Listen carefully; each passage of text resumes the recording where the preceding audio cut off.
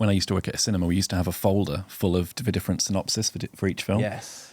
And you could have a bunch of films which are really, really good, but whoever's written the synopsis, it's just so no one wants to watch those films. Then you've got, I don't know, Norbit or something like that. This is like the 12th time in a row you've brought up Norbit. Like, We're not being sponsored by I just gender. I did such a great job writing the synopsis, okay? It was full of lies. Hello, everyone. Hello. Good morning. Welcome back. And you'll notice an extra voice there because we've got copywriting, fingers on your ears, legend, Andrew Boulton in the house. I just know you're going to be super modest about it, so... That's I asked to be referred to as copywriting legend everywhere I go, even in the local supermarket. You do ask about it, but you do insist that you're too humble to say it yourself. Oh, absolutely, yeah. Nice, thanks for joining us. Absolute pleasure. Thanks for having me. You're someone that was on basically the top section of our list where we had... top section is vague, isn't it? Well, to be fair, there was only 3 people on there. Okay. But Is that why you sectioned it? We wanted humble. It's in the contract. Who we wanted on the podcast. Me and Jess particularly been fans for a while now. Nice. Yeah.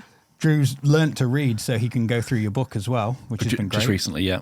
Fantastic. He's a video guy, so he's not that used to reading. I brought it with me. I kept searching for it on YouTube, couldn't find it anywhere. But, I've got it now, so there you go. Yeah. Got a little bookmark in there as well. Yeah, right near the front, like 4 pages in. Well, it is a tough read, anyone who's listening. We said he at least had to start it. You were saying earlier, there's no page numbers, so you can just float back and forth with that just to set up how... And I said it as if it was a problem. I don't know where to go next. Yeah. It's a choose your own adventure. Yeah, absolutely. Yeah. No, I'm really enjoying it. Really, really enjoying it. I didn't know what to expect, but I like that right away you're like, listen, this is what's happening. Because if you're buying copywriting books, straight away you might think you're going to learn some tips or something like that. You still impart wisdom on people because through your thoughts. Provokes a lot of thoughts and things around copywriting. But enjoying it so far. It's good. Well, I think there were so many sort of books out there and ones that have arrived since that do that job, that teach you how to be a really, really good copywriter. Like the Dan Nelken book, Self-Help Guide for Copywriters. If you wanted to learn sort of step-by-step how to be a brilliant copywriter, that book's fantastic. Yeah. And I didn't want to do that, and I don't think I could have done that. I was far too lazy and sort of unstructured to write something like that. So it was always going to be just pouring thoughts out of my head, really, and hoping some people would read them. Yeah. When you try and educate someone on how to be a better copywriter or how to write better copy, what's your sort of approach for it? Is it about teaching them like the principles so they can find it? Because everything, like every service product, and we'll aim a lot of this talk at businesses and SMEs. Cool. Every service and product is unique, right? So you can't really teach the correct answer to a group of 30, for example. Yeah. I think it's my sort of teaching process. I was never a teacher. I got into it completely accidentally, so I'm not teacher trained or anything like that. Yeah. So I worried sometimes that my teaching process is I'm just telling you how I do it. Yeah. And how I do it might not be the right thing. It might be completely wrong for the people. But I sort of tell you how I do it. But I think when I was working with the copywriting students at Lincoln Uni, I think one of the biggest things we tried to do is it should be fun. It should be fun for you to do, and it should be entertaining for somebody to read. Yeah. If that's the sort of starting point for your process and that's the end point for what the output is, that's a useful guide. Now, I'm not giving, too much detail about how you arrive at each of those things, but that's a useful check-in to go. Am I having fun doing this? Does this feel like creative? Does this feel like I'm not, necessarily adhering to sort of the rules and the templates of what I think is right? Yeah. But I am just enjoying it and the ideas are flowing and all of those things. And you get to the end of it and it doesn't feel like the ads that you would happily skip past or ignore or not even notice. It feels like something surprising, in a way. Do you find that comes naturally as part of your process to step back? Because when you're trying to craft, the perfect line or paragraph, you might spend days on it. Do you find part of the process natural to step back and then ask yourself those basic principles of, is it fun?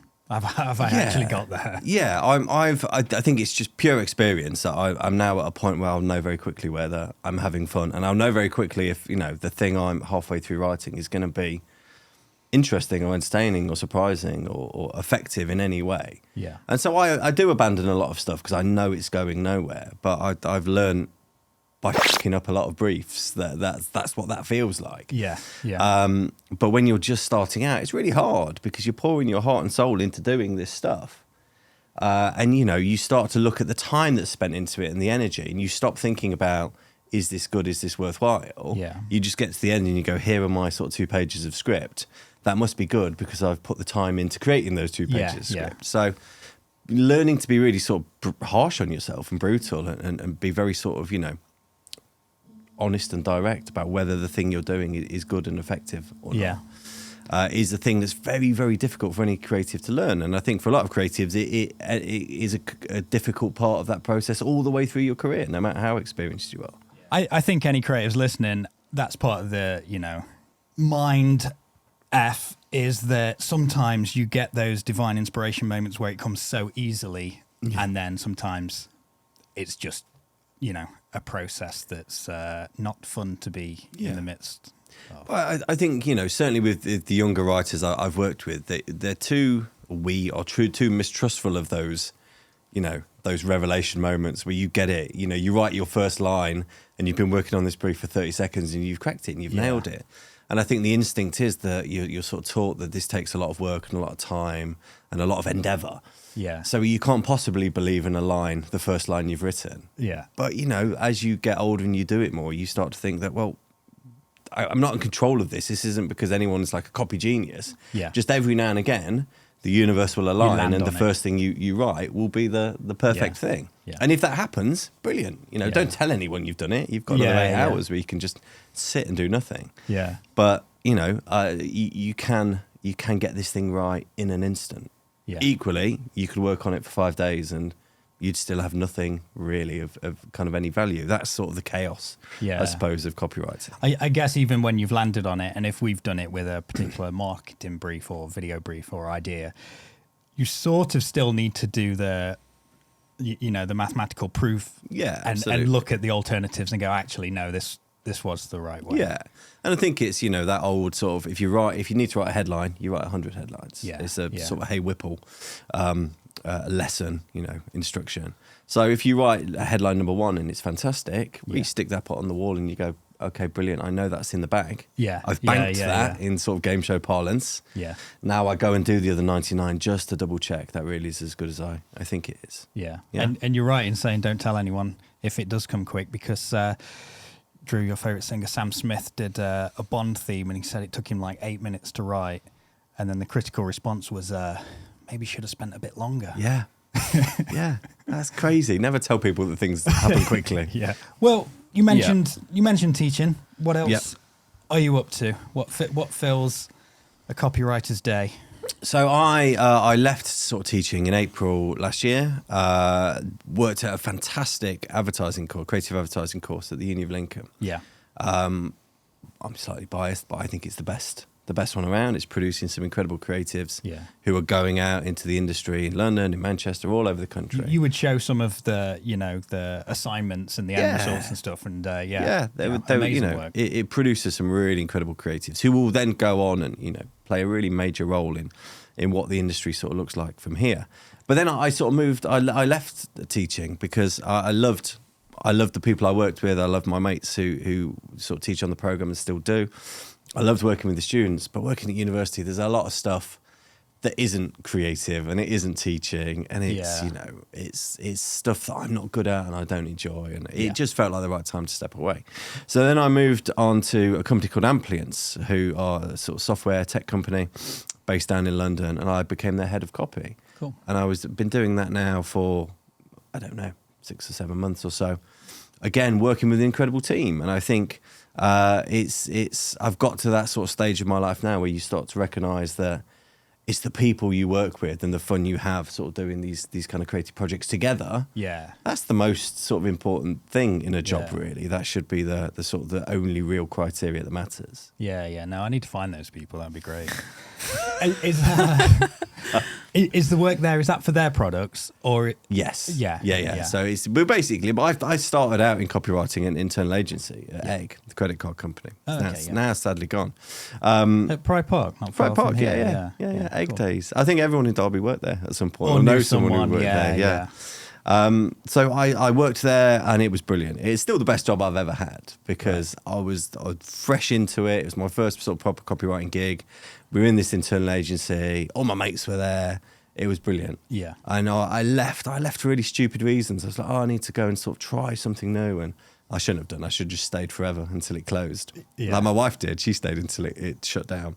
Yeah. And so where I am now is back in internal agency land. And I have to say, I really like it. I feel like because you get to know that brand really well inside and out, and you get to, you genuinely feel a bit of an affection for it. Yeah. And I think that does make a difference rather than being sort of a gun for hire. Yeah. Where you say, I'll come and work on anyone's brand and I'll pretend to like it for a week and then I'll sack it off and move on to the next thing. It's quite nice to feel like you've got some control in shaping it, but also some investment in how it performs.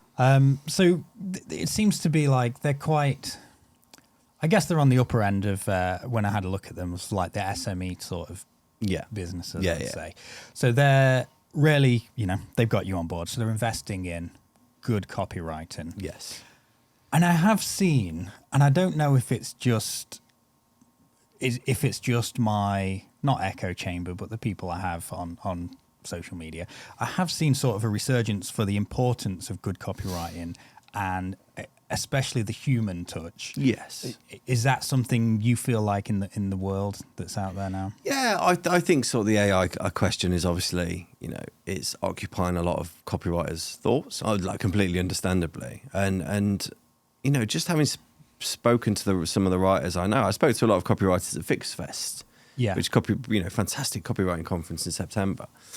And it's completely mixed. There's a full spectrum on it. There are writers there, very, very good writers, who are using AI. Yeah. Not to write for them, not to do that bit for them, but they're using it in all sorts of other ways. And sort of, it can be a tool for research or a tool for, some people are using it for compliance if you're writing in a sort of a particular kind of sector. Yeah, that's good. But it's one of those things like the toothpaste is out the tube. There's no point in sort of railing against it or fearing it even because it's here. And I do remember sort of Tom Kemeny, a fantastic writer who wrote a brilliant book, one of my favourite copywriting books called Junior. Right. Lovely blue book, get that. And he did this tweet, and I can't remember the actual wording, but he listed out all these things that were supposed to have been sort of invented to take his job. Yeah. Going back into the late 90s, all of these new innovations in sort of creative marketing that are supposed to put us out of a job, and none of them ever did. No. People adapt, you find a way to use it. Yeah. I think a lot of brands who are using AI to sort of generate their content already were probably not the brands who were ever hiring copywriters in the first place. There was such a culture of, we've got a marketing exec or a social media exec, they're going to write our stuff for us. Yeah. So, I might be being sort of really naive about it, but if you are a creative copywriter, if you can sort of express things in a completely original and effective and warm and persuasive way, this industry is always going to have a place for you. Yeah. And that value isn't going to decrease. It's probably going to go the opposite way. Yeah. At least on some level. Yeah. I think part of like this need for like a human touch and all this stuff is to do with the SAG-AFTRA stuff as well, right? Because I think they're still in stalemate, aren't they? I think the last thing was last week. They're still in stalemate. And that's all about AI replacing writers, but also extras. Yeah. All sorts of people. So I think that's had a massive cultural impact on the writing world out there. So that's got to be part of why people are but people are now kind of more vocally insistent that people use human copywriters as opposed to ChatGPT or something. Yeah. I think it's any sort of big new sort of technology. It sends people running to opposite corners, doesn't it? In a way, and there's nothing wrong with sort of standing in the middle of that room and going, I can recognise the fears of it, I can recognise the opportunities of it. Having said that, if I was an actor and you were sort of being threatened by the studios that we're going to we'll copy your Just image. deepfake you from now on. And for the next 200 years, we'll be sort of pushing out sort of Tom Hanks movies. Yeah. With sort of, digital Tom Hanks. Yeah. That's frightening. There's a lot of authors who are now putting together legal challenges to things like ChatGPT to say, I don't want you to learn from my book. Oh yeah, definitely. Yeah. And again, you can sort of understand the sort of the logic and sort of the emotional argument behind that. Yeah. So I think it's one of those things where it's out, it exists, and everyone is kind of figuring out what it's going to be. Yeah. We're sort of not really going to know. Yeah. I think it was also, it came out and everyone was so excited by it. Yes. And also it was the unknown. And everyone was yeah. like, oh, it can write copy for me. So everyone started using it. Yeah. And then LinkedIn and every other platform and every Yeah. blog sounded the same, every website sounded the same. And I think we are getting to the point where businesses are realising, I can't be using this for everything. Yeah. Yes, it's a useful tool, but I need to know when to use it. Absolutely. And then the businesses that haven't reached that point yet, Yeah. they aren't standing out as much. They aren't making the impact that they should be with Yeah. their copy. I think if you're, I agree completely with that. If you're using AI simply because AI exists, Yeah. I'm gonna do everything I'm gonna get it to sign my grandma's birthday card Yeah. for me. It's that seems crazy. There's no technology that should arrive where you suddenly go, the technology does everything now. Yeah. I don't need to do any of that. I don't even need to supervise it. Yeah. I'm just going to press the button. If you do that, then you do deserve to have your job and your business and your industry overtaken by machines. I think a lot of the smart places are going, there's a role for this somewhere. I've got, in-house, say, I've got a creative team full of incredible creatives who I've hired for a very specific reason. And they are drowning in manual tasks. They're drowning in sort of the repetitive stuff. Yeah. How do I get that team back to, focusing on creative stuff? How can I sort of take some of this burden away from them so they're doing what they're really good at and what I've hired them to do in the first place? Yeah. If that's the way you sort of see it, then I don't know, maybe that's all right. Yeah, maybe yeah. that's a sensible choice, and maybe that's a pro-creative choice. Yeah. Who knows? Yeah. The experimentation angle is something we've used on Google. It's been there for ages with their responsive ads. You don't have to create 50 ads based on 10 headlines with different combinations. Google will do it. Their AI will learn who's responding to the best combination and put it out there. Absolutely. Then there's the bad side of that AI when Google tries to write copy for you and create imagery, and some people are using it, and the ads are crazy. Yeah. I think it's that element of human judgment, isn't it? Yeah. And you can see the worst stuff you see out there is it has been generated and posted. Yeah. And there has been no stage in between where anyone's looked at it and gone, okay, we can refine this, or we're gonna sense check this, that it's not. Some of the images people are sort of spitting out on LinkedIn they're horrifying. But it is capable of doing good stuff. Yeah, but I think it needs that creative human control and sort of input, doesn't it? Yeah.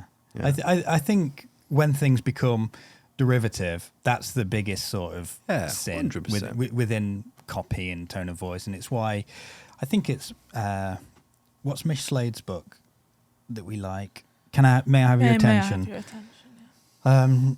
She writes that it's why loads of websites just sound the same within an industry because they just look at what the competitors are doing, just rewrite those words. Yeah, they sound the same, and a lot of them look the same. Yeah. There's sort of the classic template in any industry, and if you lined up 10 competitors and you went through certainly their homepages, you'd kind of find the same hierarchy, the same positioning of images.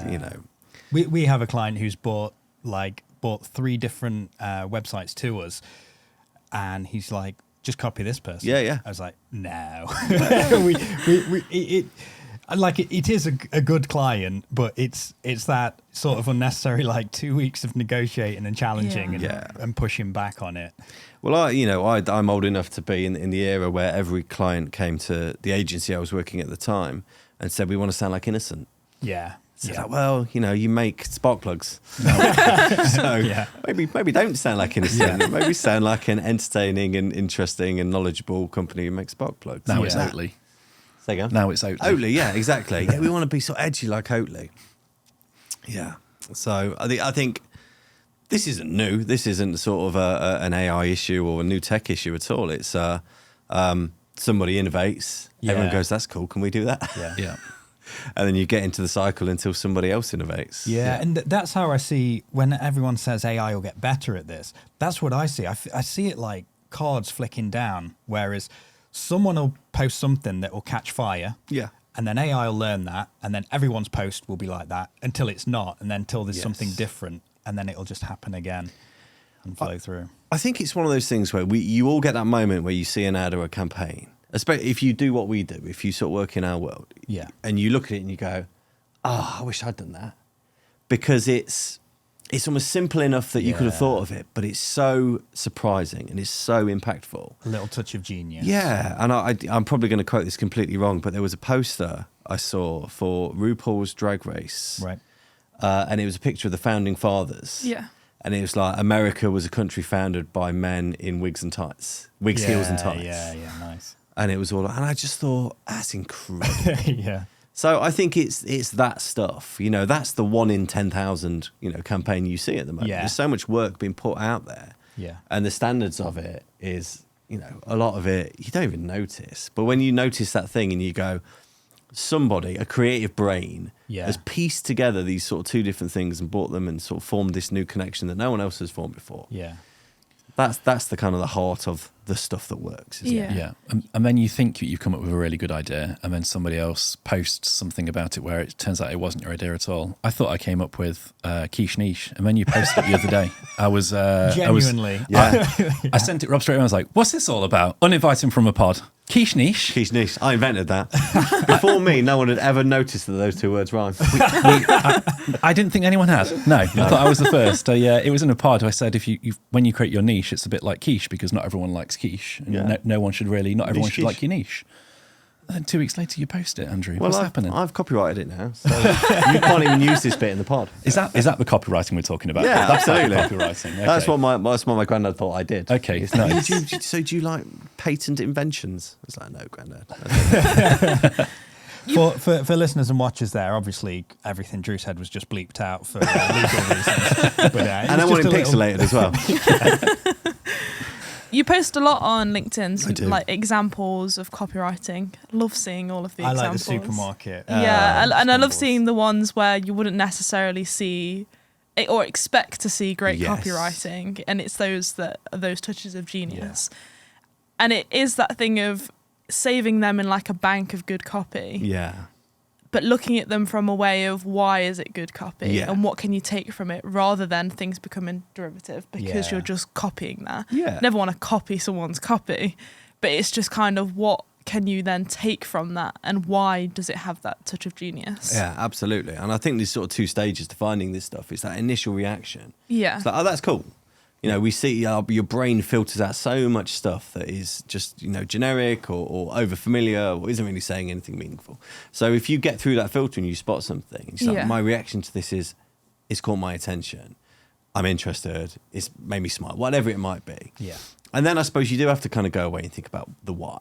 Yeah. If you work in our world, because you want to be able to, like you say, you want to be able to not steal the copy, but almost kind of steal the understanding of why this thing is good. Or the emotion it inflicted Absolutely. from reading it. Yeah, and I think the best place to look sometimes is those kind of unexpected places. There's a handful of brands who take copy so seriously in a very light-hearted way, and they will find any opportunity to, any surface they've got in any of their brand sort of, furniture or architecture or whatever you call it, they will find an opportunity to put a nice line on there. Nando's do it fantastically. You'll always see like a really sort of amusing line written on their napkins and the little sign, like the no smoking sign at Nando's says the only thing that should be smoking around here is our chicken. That kind of thing. Nice. So I think it's always, we can look at the big billboards where there's obviously been a huge media spend as well as a huge creative spend. Yeah. But if you start to look in those some more unexpected places, pick up an interesting looking packaging in a supermarket and turn it around and see if there's anything on there. There was like Higgledy pies. I found some nice copy on there, and the Oatly. The Oatly cartons, there's always something really, really interesting. Even in their like terms and conditions or the lead into ingredients or something like that. Yeah. I did a brief the other day admittedly for a mate, and it was just to write his cookies section. Yeah. Because he's like, the cookies sections all say the same thing. Can we do something stupid with ours? So I don't know if it's compliant. That's why I'm not going to name it. But we did something silly with it. So I think there's always sort of an opportunity. And, the default reaction is, well, it's no one's going to see it, so why do we need to put any energy into it? But it's a slippery slope. Yeah. I think the bigger picture of that is those details matter. Yeah. 100%. And in terms of building sort of customer trust, brand trust, customer advocacy. Yeah. It's those things that can be the difference. Yeah, 100%. One of my favourite subreddits is IRL Easter eggs. Right. So it's full of stuff like that, where it's little like copywriting Easter eggs or Nice. little Easter eggs in real life. Yeah, yeah. So it could be, you know, a label on a pair of jeans or a T-shirt or something that says like, do not wash, do not tumble dry, do not live your life with regrets. And it goes on with all these different do not, stuff like that. It's all these little Easter eggs you find. You should take a look if you want. Yeah, It's no, good I'll track good that for your down. copywriting bits and What was bobs. it? IRL? IRL Easter eggs. Was it the Patagonia? They did. Oh, Patagonia have a couple on there, yeah. And there's a label. I think the label says like "Vote the bastards out." Yeah, that's it, yeah. Which is probably less subtle as an Easter egg, but yeah. So sometimes you just got to hammer people yeah, over the head, haven't absolutely. you? Yeah. But yeah, like loads of like really, really great copy in there. And I think that is, you know, that really speaks to the idea of just because it's something that people may never even notice doesn't mean you can't put some great copywriting in there. Yeah. Do you know what? Even if you're just doing it for your own amusement, Yeah. and for your own satisfaction, Yeah. I think, you know, copywriters, they have a reputation for always saying, "Can we add more copy? You know, can we put some copy on it?" And it is true, and it is kind of fair. But a lot of the time, it's the copywriters who see those unloved spaces, and go, you know, we could put something nice here. We could put a line here. And to your point, it's you know, it's not an indulgence. It's a little, you know, one more little nudge into getting people to sort of favour your brand. It's being remembered as well. Like you buy a pair of jeans and it has a label that you spot 6 months after owning it. Yeah. You're like, oh, that's How often cool. are you washing like, it? I don't check the label every time I wash something. Just chuck it all in. Chuck it in. 30 on. It's not often. There's a reason there's a big gap between me and Jess. It's the chuck all the colours in, all the whites in, they'll be right. Yeah, no, I'm with you on that.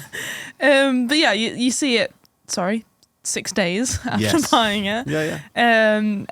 And then next time you're like, oh, what about another label? Like, does this label have the same thing?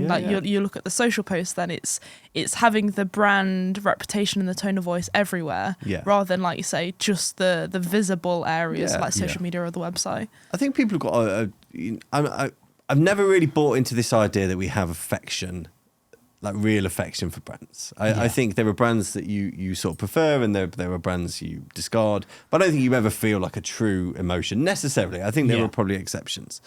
But you look around and you see brands who are making an effort to entertain you, or inform you, or just basically kind of give you something. The product has to be good, but also they're giving you this kind of extra reason to, to choose them. Yeah. And there's that sort of famous picture, isn't there, about, you know, talking about choice fatigue or choice paralysis of someone standing in front of just the wall of, you know, fizzy drinks in a supermarket. And there are like 2,000 to choose from. And it can't just be how sort of colourful your logo is or how interestingly shaped your bottle is. It's the words, you know. Yeah. 99% of the decisions we make in terms of the things we like and the things we want to do and the people we like and the people we want to spend time with are all based on words and language and sort of how people communicate and how we receive that communication. Yeah, it's like, well, we look at films. When I used to work at a cinema, we used to have a folder full of the different synopsis for each film. Yes. And you could have a bunch of films which are really, really good, but whoever's written a synopsis, it's just... So no one wants to watch those films. Then you've got, you know, I don't know, Norbit or something like that. Brilliant synopsis. Classic. Yeah. And you're like, oh, I've got to watch Norbit. Instead, I can't think of a film that came out around the same time, but... Drew, this is like the 12th time in a row you've bought on Norbit. Like, We're not being sponsored by I just gender. I did such a great job writing the synopsis, okay? It was full of lies. Eddie Murphy's Norbit, check it out. And I saw a post of yours the other day where it was talking about log lines for films. Yes. So that's it's a great, you know, I love going on IMDb exactly the same as you and looking at the log lines. We've written quite a few scripts, and we've written a couple of spec feature film scripts, and in that you have to write log lines and stuff for it. Log lines that have been read by Jean-Claude Van Damme. They've been pitched to Van Steven Damme Seagal. Nice. All of the greats. And obviously you guys listen as well, so thanks for still listening, guys. But you know, it's another thing where it's like vanilla Twitter. You've got a limited amount of characters and you've got to write this perfect thing for it. And how are you going to craft this perfect piece of copy in this tiny, tiny bit? And I think your post is talking about how it reveals nothing. There's no plot points, but it's pure intrigue. Yeah. It's selling a bit of, maybe giving a couple of like genre clues or something like that, but it's pure intrigue, and inviting you and trying to make some sales. Yeah. I think sort of old sort of B-movie, semi-B-movie horror movies are sort of, it's the gold mine of stuff like that. So the strap lines on the, on the film posters. And again, you completely sacrifice information. I'm not going to tell you anything. I'm going to kind of give you a horrible word, but I'm going to give you the vibe of this thing. I'm going to give you sort of the feel of it. And, in those things by themselves can be purely entertaining. Yeah. Sort of Predator 2 is one of the examples I would always give, which is a great film, by the way, better than Norbit. Yeah. Danny Glover's finest. Danny Glover's finest, a really manic Danny Glover. Yeah. We'll talk about that later. Also planted the Easter egg of the Alien versus Predator, so he didn't do everything right. No, that's true. That was a sad day for me in the cinema, Alien vs Predator. But the line for that is he's in town with a few days to kill. And it's like, wow, that's really great. Good. Nice. That's just a fantastic gag. Yeah. Just to interrupt it, I don't like Norbit. Just want to get that out there to be really, really clear. It's a great synopsis. I've never even seen it. I've never even seen it. It's Norbit Eddie Murphy, where there's lots of Eddie Murphys. Yeah. It's a sort of not Nutty Professor spin-off, but it's that vibe. Yeah. Okay. I remember a slide on the trailer. He goes down a slide, but they're big people. That's what I remember. A water slide thing. Nice. And Alien, in space, no one can hear you scream. Yeah. Like, it just sets the tone, doesn't it? You don't know. I mean, the title is Alien, so you know it's about an alien, but you don't really know the plot or anything like that. Yeah. It's just I posted about it the other day. It's a fantastic book about pitching ideas for sort of films and sort of TV series, and it's called Jaws in Space, which was the sort of the way they sort of pitched the concept of Alien. Right. We're going to make this movie. It's Jaws in Space. There's a real when everything was a high concept thing. It was this in this or whatever, And I think you could quickly run out of steam with that formula. Yeah, There's only so many things that make sense to kind of combine. Yeah. It's like Norbit in a submarine. Yeah. Again, no idea because not seen Norbit, but maybe something to do with a slide. I think Rob was saying Rob's seen it a few times. It's on your top played Netflix. we had to write one, or we wrote one where it was Die Hard at a wedding. Yeah. So that was what I think you might have come up with. Yeah, and really good, mine was dead shit. It was a first idea. You spoke earlier about first ideas, not necessarily the jackpot, but it was RSVP die. Nice. It's just dead shit. And I said it, and it was like dead early in the morning when we were having like this crazy erratic meeting, and I was like, I think it's genius. Pure sleep deprived delusional dreams. He was a batshit producer. Would be like, it's 4 a.m. We need to meet. Yeah, he's UK based, but he was like, I'm on LA time now, so it's 4 a.m. meet. And I just remember Rob like, it's not a good idea, man. Just shooting it down immediately. And I was like, we'll maybe come back to it. Maybe we'll just have a little nap, and a coffee, and we'll come back to it. But like, I've got notes on my phone where it's just full of like dead shit ideas for everything and everything. I'll come up with like, I've got an idea it's a name for a recipe book. The other day I came up with a podcast title called Midwife Crisis. If you're a midwife out there and you want a podcast name, Midwife Crisis. Fantastic. Just wrote that down. Bank that. If I ever become a midwife, I got a podcast title in the back. I think it's reassuring and horrifying to kind of go back through your notes on your phone sometimes, because that sees everything. Yeah, maybe that's to bring us a little back on track. Yeah, Maybe that's a tip people can take away is try and give yourself some breathing room on your copy and return to it. Yeah, and I think a lot of sort of copywriters, again, especially sort of, thinking about the students heading out into industry, depending on the agency you end up to, you kind of get pressured into this kind of cult of productivity. And it's like, I've got to see you at your desk. I've got to see sort of that much, thickness of paper handed into me by the end of the day. That's not your job.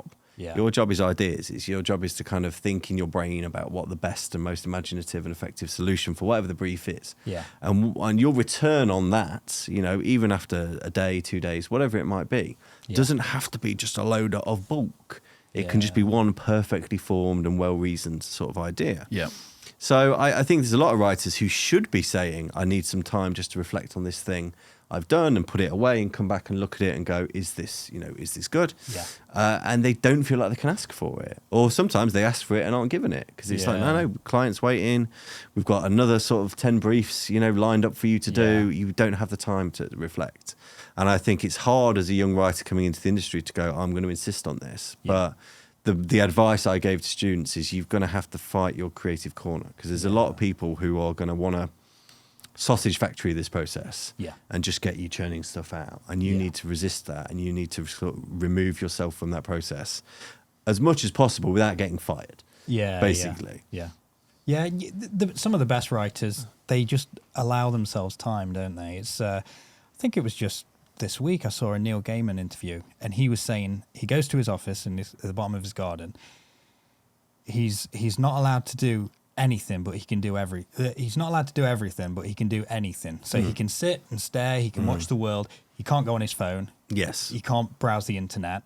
Like, he can write if the moment takes him, but he just needs to allow himself that thinking, and he can just be distracted. I think it was when he wrote Coraline, which I think was his first book, wasn't it? Or it was his breakthrough book. Yeah, his hit. Yeah. I don't know if it was 5 or 50, but at a time he would only write he'd have like half an hour and he'd write 5 or 50 words at a time. That's what he did. That was he didn't have, days where he could write lavishly or days where he wanted to write lavishly. He just wrote a couple of words at a time. Yeah. And then over a period built up this book that launched him. Taika Waititi, he says sometimes writing is opening final draft, staring at it for 8 hours, closing it, and that's writing. Yeah. And that's a day of writing. Yeah. But I think it's, I suppose copywriting, we don't have the same flexibility or the same sort of creative license in a way, but you should be trying to mirror those things at least to some extent. And I write about it in the book. Doing nothing is a productive writing activity. It's a productive creative activity. Going for a walk where you don't have your phone and you don't have a pen or a pencil or anything at all, just sort of stepping away and sort of allowing your brain to step away from the thing it's supposed to be doing and just letting it go where it wants to go. Yeah. And whether you can sort of engage that through go for a walk or a swim or lying on your back or whatever it might be. Getting your brain into that state where it's just drifting. That's often the time when you're going to come up with the answer anyway. Yeah. Or come up with a really sort of, an interesting beginning point that focused you can then go and take away and sort of run with. Yeah. So I'm all for that. It's stupid to think that a copywriter must always be sat at their desk writing, because that is such a small part of what you're hiring them to do. Yeah.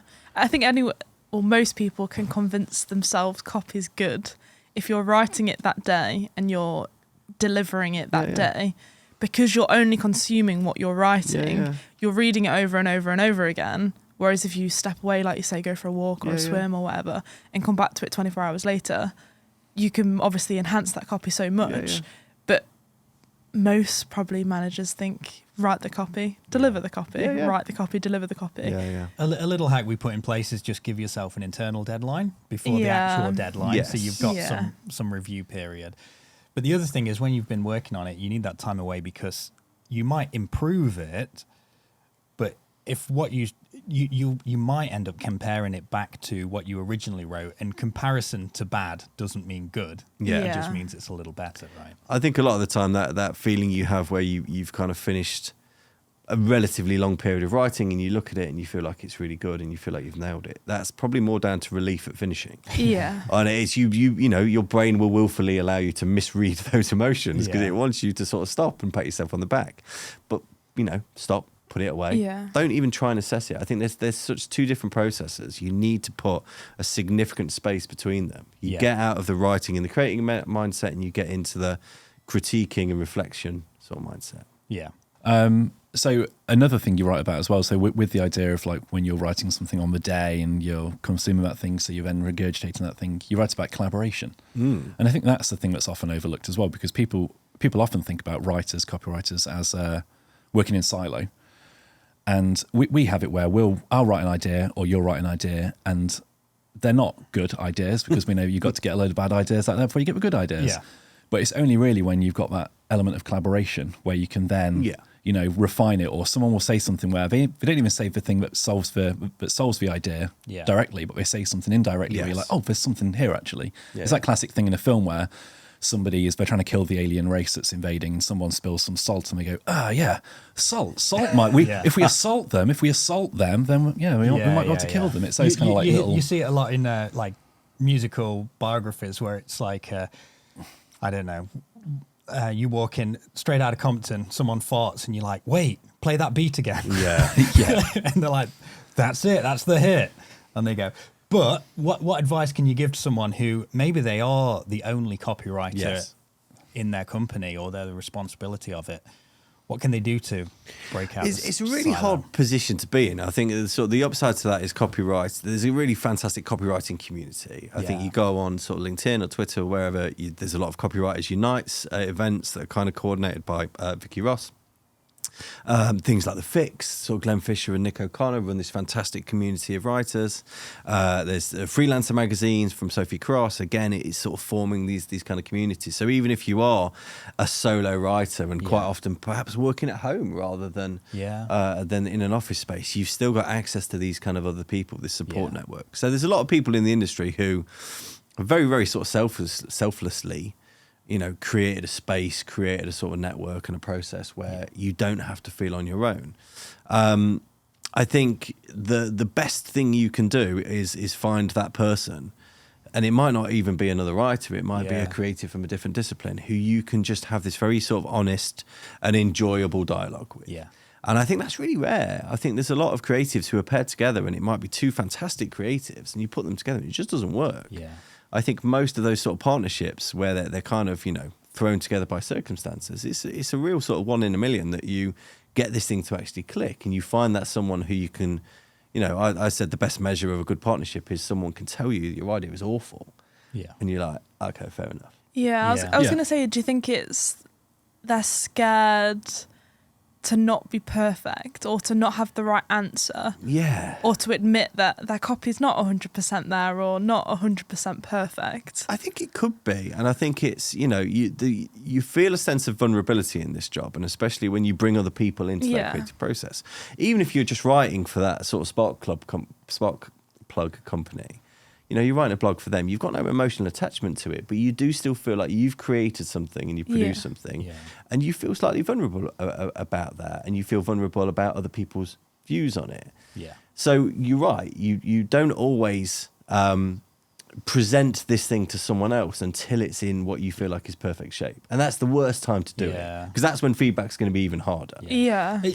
With the spark plug company, you're probably going in to challenge what they're currently doing as well. So probably, it's a bigger swing, isn't it? Yeah, absolutely. But I think, it's sort of politeness is a real sort of enemy to that creative collaboration, where you feel like someone tells you their idea and you have to go, oh yeah, I think it's quite good and I quite like this bit, because you don't want to hurt their feelings. Yeah. And that's fine, and that's normal, decent human behaviour. Yeah. But a creative partnership needs to work where you've got that sort of affection as a partnership that goes to a different level, where you don't have to worry about sort of politeness. It's like having a close sibling in a way, where you can go, that thing you've just come up with and spent 8 hours working on is garbage. You should eat it rather than send it out into the world. And that person can go, okay, fair enough. But I guess you're also at the level where you want them to give some sort of constructive feedback, not necessarily it's crap, start again. It's kind of, why don't they like it? But sometimes you don't even need constructive feedback. You just need someone to go, no. Yeah. Because if I get into constructive feedback, it gets into an argument and a debate. It's just the honesty of going, this isn't right for this. Yeah. We're not going to spend another second on it. And then it's just, you will become a much more efficient creative when you're in that relationship with someone who will just shut down the wrong things, and that you can do the same with them. Yeah. And that doesn't mean you just sat there just, rejecting each other's ideas for 8 hours and then you go home. Yeah. But I think it's, when that thing sparks, and the other person goes, yeah, maybe not that, but I'm interested in a bit of it. Yeah. And you go, yeah, I quite like that bit as well. What if that bit, became bigger? So you can't teach that, and you can't, coordinate that as a sort of an external body, as a company or an organisation. It's just pure chemistry and chance, isn't it? I think sometimes it's a bit of experience as well. You just need to be in those scenarios for a little bit to get better at just taking a flat out no. But giving a flat out no. And then, you spin off bad ideas. Yeah. You take chunks of good ideas and work on them. Best idea wins. Best idea wins. Yeah. Doesn't matter who has it. The best partner I sort of ever worked with, and it's probably the only partner I've ever been like, we just get each other. We would just sit and we just make each other laugh. Yeah. And out of that making each other laugh would come something that's Yeah. like, okay, we can do something with this that feels like a grown-up professional thing to do. Yeah. But it was just, just silliness. And that can happen anywhere. This is why I'm sort of so anti-desk and anti these sort of, fixed traditional working spaces. Yeah. As long as you've got the right people together, it doesn't matter where that happens. Yeah, I think it probably is best done face-to-face, but it doesn't have to be in what you would call a traditional working environment. Sometimes it's just time exposure, isn't it? Yeah, So completely. sometimes you just got to be comfortable with that person. Absolutely. Well, before we move into the end, help me summarize some of the advice we've given, but then lead into any that you would also have for people. So we had things like don't make it derivative. Don't just simply copy. Find someone who you trust their opinion to get some feedback. Give yourself some time to review your own work as well. AI is not scary, but you need to find the right uses for it. Yeah. And use it as an aid rather than the only tool for copy. I think just look at it, and you might look at it and go, do you know what? I have no use for this. Yeah. That's all right, but understand it. Yeah. Though it's not sort of Frankenstein's monster. Yeah. It's the thing that exists, and whether we like it or not, it's here, and it's going to play a sort of a big part. Get to know it, get to figure it out. If there's a way that it can help you, don't be ashamed of using that way. If there's no way that it can help you, then fine. Yeah. Move on from it. So what are some of the mistakes or common mistakes you see? I think overwhelmingly sort of the biggest thing is that learning how to be a copywriter, you find yourself only looking at copy. Yeah. I'm going to study to be this thing, so I'll only ever look at adverts and sort of good marketing copy. That's important. You need to kind of figure out, some of not the rules, but some of the patterns, some of the styles, learn from the sort of the really great writers, not just from the past, but the great writers who are sort of active today and writing cool stuff today. Yeah. But that can't be it. There's so much more out there in terms of kind of creative expression and kind of creative communication. Yeah. Go and read some interesting novels, read some short stories, read poetry, read plays. Yeah. Just figure out from all these other sort of creative writing disciplines, what is it that I can use? What is it I can kind of learn and apply to my own world? If you only ever look at copy, you're only ever going to be good at a certain kind of writing, and it's going to be very hard for you to do that surprising thing. Yeah. If you're only putting this kind of, you're creating this loop, I suppose. Yeah. Sorry, I'm just going to say, in your book, you write about you shouldn't be able to see the copywriter within the copy. Yeah. I think that kind of bounces off what I did, doesn't it? Because if you're only ever looking at copy, I think you might, or specific types of copy, you might then just start putting that within it, and then you might be known for that, and then you might be putting yourself constantly into new copy. A couple of years ago, everyone just started to swear loads in their copy. Yes. As a type of this is disruptive copywriting. If I put here, no, it isn't. It's you just put that's all. Yeah. It's like a kid learning to swear. It's that's not my tone of voice. Yeah, there's no impact. Yeah. It's pure edgelordiness, and I think that is you can see a lot of there's quite a few companies who do a lot of that, and you can see if I see an ad for a different company on LinkedIn or elsewhere, I'll go, oh, I bet that company wrote that copy. And 9 times out of 10, I'm right, because it's just, you can tell it's that company's personality within it. So and I think annoyingly, my follow-up point has a swear in it, which is one of my bugbearers is what I call marketing speak within copy. And it's when marketers write copy, and I catch myself doing it probably twice a week. More. Maybe on average. So, on my weeks off on holiday, I don't do it, but I catch myself doing it where it's you're writing copy that sounds like a marketer's written it and might impress other marketers, but it's not speaking to whoever this company his audience is. You're not actually talking to them at all. I've done training sessions before with a couple of companies, one really big company, and it was not training them about writing externally. It was about how they sort of write to each other internally, and they'd started to notice that they were sending emails to each other within the team. They were like sitting, 30 yards away from the person they were emailing, which was a problem in the first place. But these emails read like sort of press releases. There were so many sort of buzzwords. There was so much, in them. It's like we've forgotten how to talk to each other. And it's just nerves. Yeah. People who aren't necessarily writers just feel like, I've got to express this in a professional way. Yeah. And you agonize over an email. And when you agonize over an email, it goes from what should be 2 sentences to 20 sentences. Yeah. So we did loads of exercises just to kind of free them up a little bit. Yeah. And we played with tone of voice and we played with length. And there's a game where it's like, right, you've got to send this message to someone, but you're going to roll this dice first. And the dice tells you how many words you've got to say. Yeah, nice. Yeah. And it's just that. I think play, whether you are a professional writer or it's just, the everyday communication that's part of your job. Yeah. Just playing with it and just having fun and just doing silly things and learning from kind of what's possible. Yeah. All of that is going to make you more effective and make you just more human in your language, Yeah. I think Oscar Wilde wrote, I didn't have time to write a short letter, so I wrote a long one. Yes. Yeah, nice. Any other tips? Tips, drawbacks, mistakes you see? Tips. Because you see a lot of our work, so you see a lot of mistakes going out, Jess. Was it Wilde or Hemingway who said, write drunk, edit sober? Yeah. Don't do that. No, I've tried it. It's just not good. No, maybe do it. Yeah, we do it where we'll often just pitch loads and loads and loads of ideas. So it's pure just like brain dumpery. Yeah, of course. And then out of that you can salvage something. But I guess we've probably already mentioned that tip. Yeah. I think all I would say is that, in a place like this, you will all develop your natural ways of doing it. It will just fit together. It won't be any sort of conscious decisions. It won't be sort of any sort of process framework that you've sort of painstakingly kind of written out. It will just fit together. Yeah.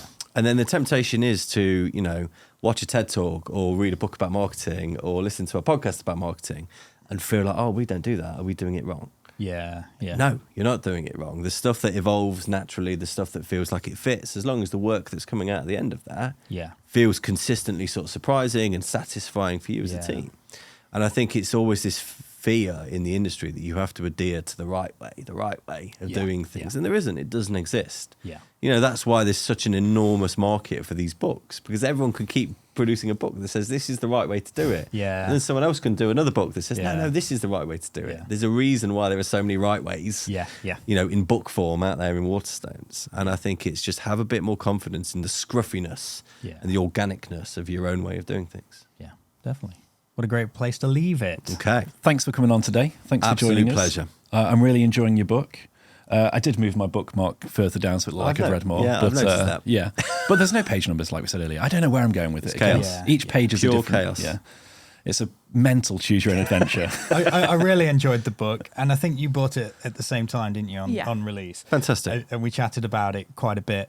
The only annoying thing was there's maybe 20 good book recommendations within the book. So you build up a library. Yeah. So someone actually counted them up and posted it on LinkedIn the other week, and I think it was about 45. Yeah, nice. Which is frightening. It's frightening that there's that much in there. Yeah. But it's a big topic, and go on Amazon and get those affiliate links. Often they're in the sale. So don't give authors any money. Is that something you'd endorse? What's that? Not giving authors any of the money and just doing sales stuff. No. Scrap what Rob says. Go to Waterstones or Yes, let's do WH that. Smith. Is there any follow-up plans? It's done. It's done. Okay, It's nice. with the publisher at the moment. They are. We're planning what happens next. Yeah, brilliant. Are you going up or down with the number of thoughts? Up. You're going up. Okay. Up. Smaller thoughts, but more of them. Okay. Nice. Which I feel is my ethos. Nice. I like it. Brilliant. Yeah. When's expected? Sometime in 2024. Okay. That's as vague as George R.R. Martin there. It's still in there. I'm going to say soon. Anyone listening or watching, go buy Andrew Boulton's Copywriting Is, the first book, and then keep your eyes on him for the second one. Absolutely. Brilliant. Thank you. Perfect. Thanks Thank you. very much.